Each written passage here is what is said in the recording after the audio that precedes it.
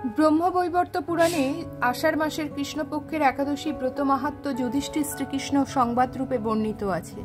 যুধিষ্ঠির বললেন, হে বাসুদেব, আষাঢ় মাসের কৃষ্ণপক্ষিয়া একাদশী মাহাত্ম্য কৃপাপূর্বক আমাকে বলুন।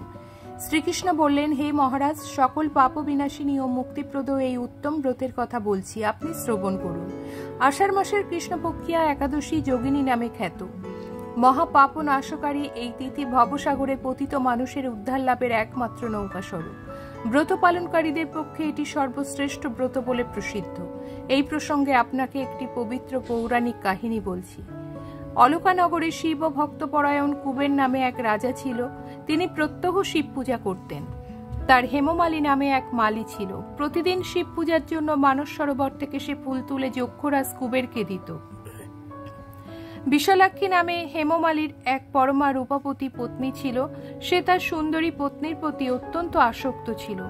একদিন সে তার স্ত্রীর প্রতি কামাসক্ত হয়ে পড়ল। রাজভবনে যাওয়ার কথাও ভুলে গেল। বেলা 2 প্রহর অতীত হল। অর্চনের সময় চলে যাচ্ছে দেখে রাজা ক্রুদ্ধ হলেন। মালীর বিলম্বের কারণ অনুসন্ধানে এক দূত প্রেরণ করলেন। দূত এসে রাজাকে বলল সে গৃহে স্ত্রীর সাথে আনন্দে মত্ত। দূতের কথা শুনে কুবের অত্যন্ত রেগে তখনই মালীকে তার সামনে হাজির করতে আদেশ দিল। এদিকে মালী কুবেরের পূজার সময় অতিবাহিত হয়েছে বুঝতে পেরে অত্যন্ত ভয় পেয়ে গেল।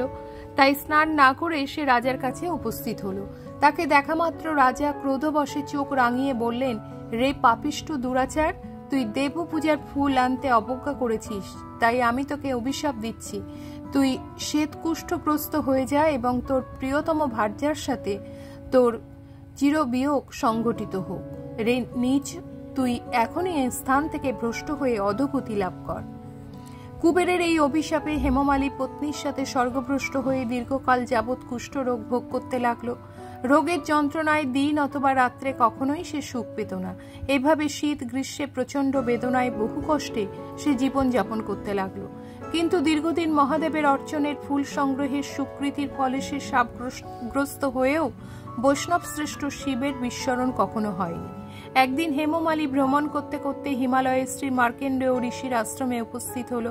কুষ্ঠরোগে পীড়িত সপত্নী হেমমালীকে দর্শন করে শ্রী মার্কেন্ডেয় তাকে জিজ্ঞাসা করলেন, তুমি কার অভিশাপে এরকম নিন্দনীয় কুষ্ঠরোগগ্রস্ত হয়েছ? সে উত্তর দিল, হে মুনিবর, রাজা ধনকুবেরের আমি ভৃত্য ছিলাম। আমার নাম হেমমালী।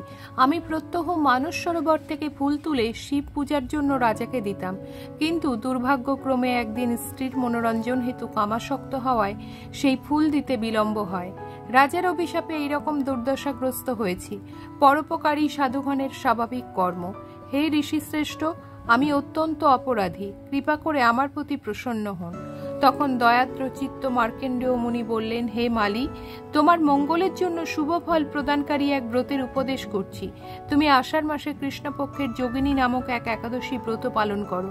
এই ব্রতের পূর্ণ প্রভাবে তুমি অবশ্যই কুষ্ঠ ব্যাধি থেকে মুক্ত হবে। শ্রীকৃষ্ণ বললেন। ঋষির উপদেশ শ্রবণ করে হেমমালী তাকে প্রণাম জানালো। পরে অত্যন্ত আনন্দে ঋষির আদেশ মতো নিষ্ঠার সঙ্গে যোগিনী একাদশী ব্রত পালন করল। এইভাবে হেমমালী সমস্ত রোগ থেকে মুক্ত হলো ও পত্নীসহ জীবনযাপন করতে লাগলো। হে মহারাজ যুধিষ্ঠির, আমি আপনার কাছে এই ব্রত উপবাসের মহিমা কীর্তন করলাম। এই ব্রত পালনে ৮৮,০০০ ব্রাহ্মণকে ভোজন করানোর ফল লাভ হয়। যে ব্যক্তি এই মহাপাপ বিনাশকারী পুণ্য ফল প্রদায়ী যোগিনী একাদশীর কথা পাঠ এবং শ্রবণ করে, সে অচিরেই সর্বপাপ থেকে মুক্ত হয়।